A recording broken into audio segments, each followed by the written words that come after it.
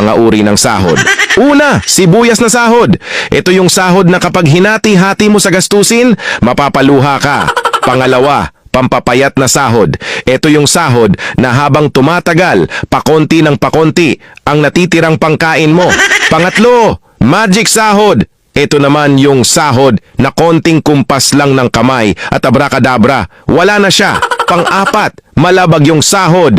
Ito yung sahod na di ka sigurado kung kailan ito darating at kung gaano ito tatagal. Panglima, corning pelikulang sahod. Ito naman yung sahod na tinatawanan mo na lang para di ka mabwisit. Pang-anim, konserbatibong sahod. Ito yung sahod na nakakawala ng inspirasyon. Pang-pito, baog na sahod. Ito naman yung sahod na kahit anong trabaho ang gawin mo, wala pa ring kalalabasan ito. Pang-walo, reglang sahod. Ito yung sahod na isang beses